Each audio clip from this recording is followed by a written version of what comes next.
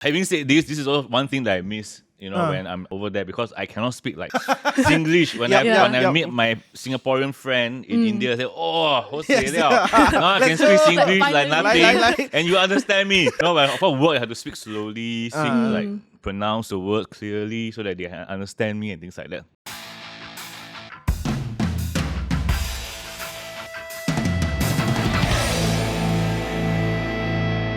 Welcome, ladies and gentlemen, to the new episode and new season of Are You For Real? As you have noticed, today's guest has slightly changed. So moving forward, we will have our new host here with us today, Sherine. Introduce yourself, Sherine. Hi everyone, my name is Sherine. I'm your new Gen Z host of this brand new season of Are You For Real? And I'm very happy and very excited to be here hosting with Ian. Yeah, so I guess you'll be seeing a lot more of both of us in the next few episodes of Are You For Real? Yeah. Right, so today, let's move swiftly on to our theme. We're talking about moving overseas and relocation. Do you have any experience with overseas and relocation? Yes, actually, an interesting fact about me is that I'm actually from Indonesia. Don't know whether you can tell from my accent.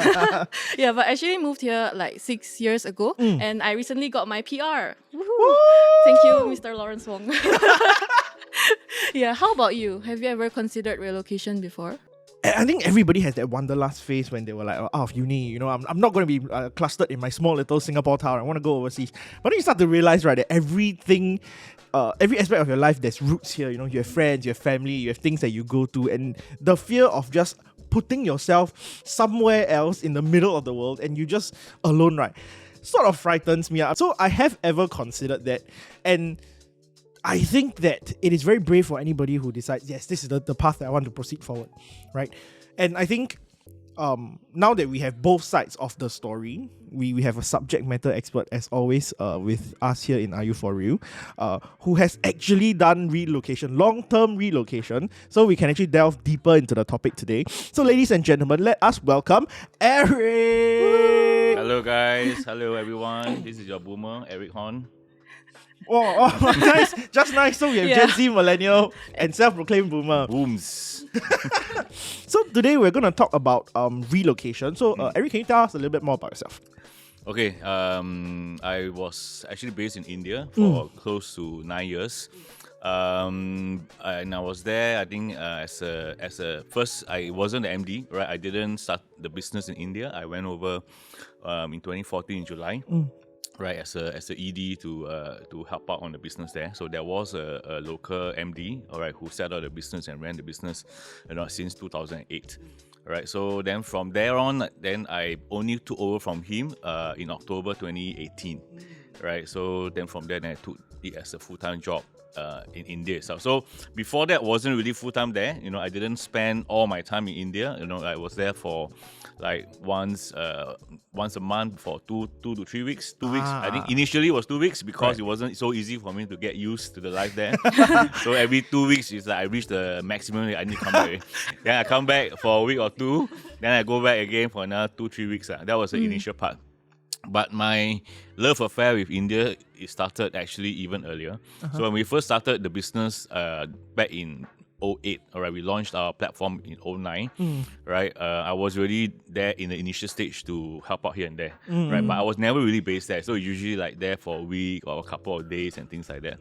So when I was finally like there for a longer period of time, right, then, it's very different. From there, like a short period and then you really live there, it's very different. And of course, the initial part was that I wasn't even supposed to be there for so long. Right. It's supposed to be 9 months. Okay. And it became 9 years. Oh. Wait, so here's the curious thing though. Like from that moment where you were I would say like, getting used to the life there in 1-2 weeks, when you received the news that, okay, hey, the company wants you to relocate to India semi-permanently, at that moment, what was going through your head? Actually, it was, I'm the sort who likes to travel. I like to experience new things in life, and I was excited, right? But I will also ask you guys a question, very simple one. What is your impression of India? I think it's it's the most populated country we have. I feel that it's fun if you're in the right places, but there's also a lot of places that, because of language and cultural differences, right, it's very hard for us to understand. It might lead to a lot of miscommunication and not say that I won't feel safe. I feel that I don't know how to express myself if I need help. Yeah. And I think that's kind of the scary part, because I've been to India when I was way young, wee lad. I was in a boys brigade where we did like missionary trips. So I went to Hyderabad to do like like building schools, like doing all the stuff. So the people there are really nice. Yeah. Right. The culture is really good. Yeah. But then suddenly, right, I want to like a toilet. Yeah. Oh, problem.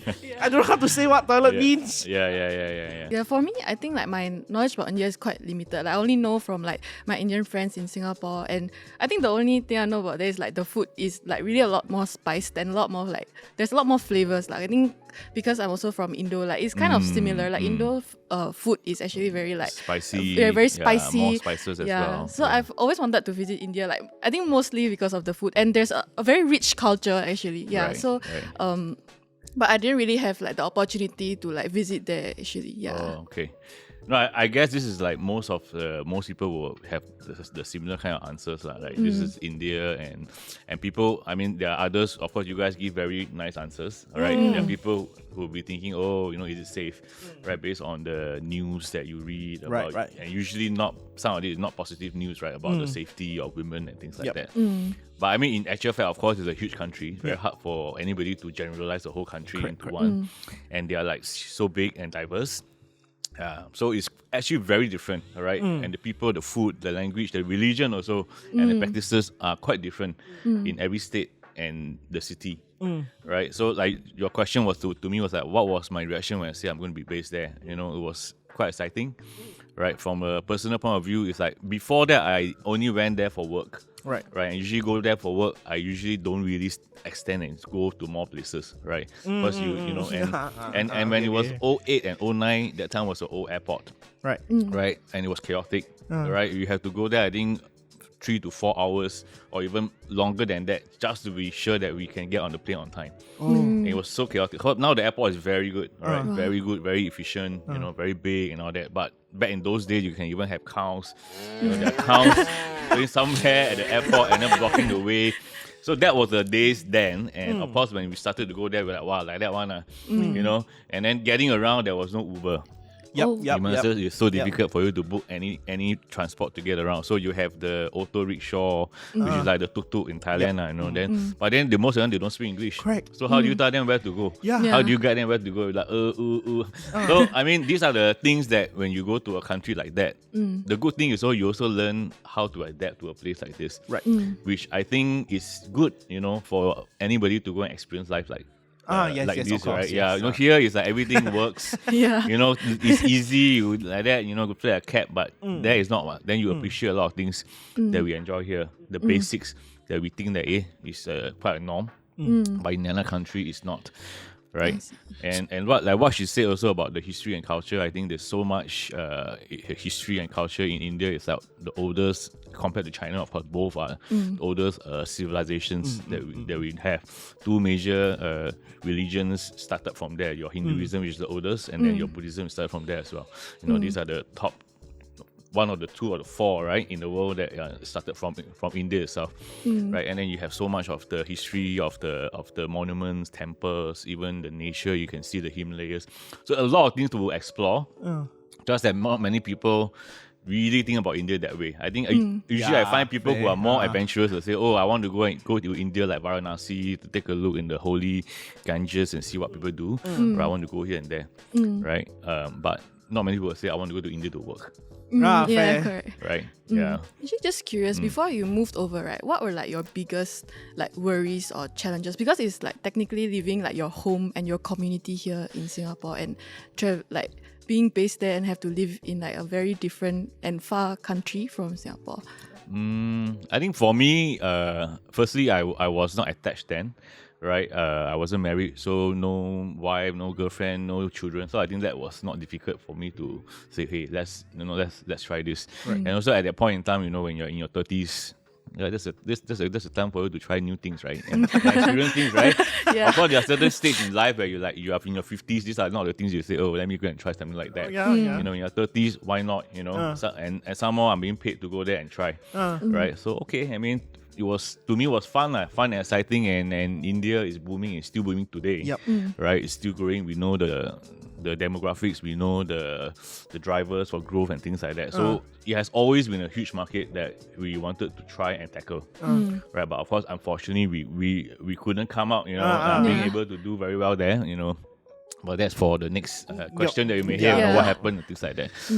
Before we continue, as a person who relocate, and you can always see this in expat TikToks, I love this the most. There are like cultural differences. There are very obvious one, but because you live with your own culture for so long, right? That you go to another country, you don't think that the cultural difference is going to be that much of a difference. Maybe we have different foods, or maybe we just say hi in a different way. But there are certain things that Singaporeans do that may not be very appropriate in other countries. Do you have any of these interesting things that either you bring from Singapore or you brought back from India?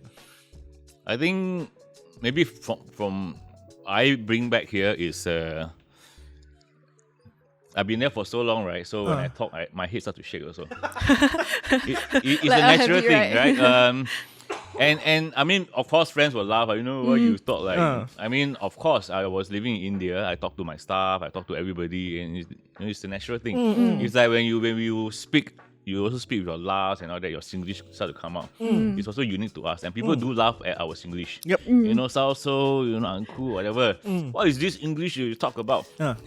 But having said this is also one thing that I miss. When I'm over there, because I cannot speak like Singlish when I meet my Singaporean friend in India. I say, what's now I can speak Singlish like nothing, and you understand me. No, but for work I have to speak slowly, pronounce the word clearly so that they understand me and things like that. So come back, I shake head.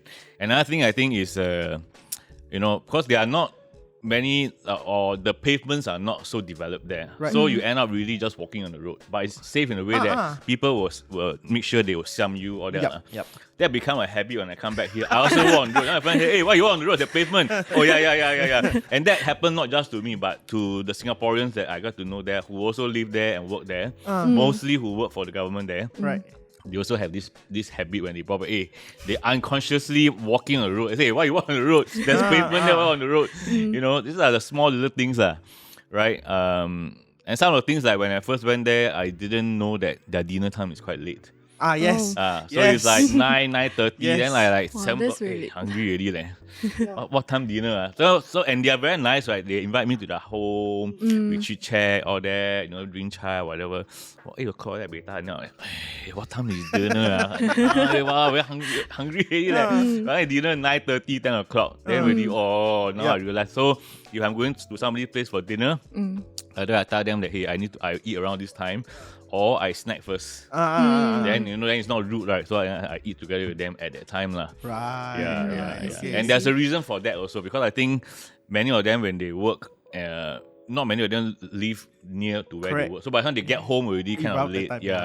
So one of the few things that we take for granted here, because we are being a small country, you're good by transport. You can move around very fast. Right. I have staff who actually have to travel a few hours each way every day for work. So imagine what time they have to wake up, then get ready, take the train, make a few changes, the train, then the auto rickshaw to get to work. So they have to go through this every day, right? So it's not easy for life there. When they want to work in a city like Mumbai, but the rent is also quite expensive. Oh my God, but I totally relate to another habit that we probably bring over is chopping seats. I don't know whether you can relate to that as well. But when I go back Indo, I will just put my bag there.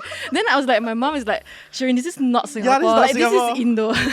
Actually, I don't like this kind of habit here. But it's a habit in Raffles Place especially. Yeah, correct. You want tissue, whatever you choose. But there's a reason, because then you can be more efficient, buy food, still got table there lah. But I try not to practice that here. But I feel that you want to sit, you just sit there and wait long. Yeah, but of course, always with friends. Just go put tissue, put cup, whatever, just go. So I don't have this habit when I go there. I don't expect. If you have friends, it's a bit rude to choke lah. But if you're alone, then a bit no choice what. You're just up to the elements. Or some adventurous people, one of my friends will be like, this is a great opportunity to talk to the person you share seats with. I'm like, that is not a culture thing in Singapore. But that's true. But I have an Indian roommate when I was in uni. Man's really outgoing. He's big. It's very strange to have him assume that we work the same way as them. because they're very village vibes. They're very like community share, good for everyone, altruistic.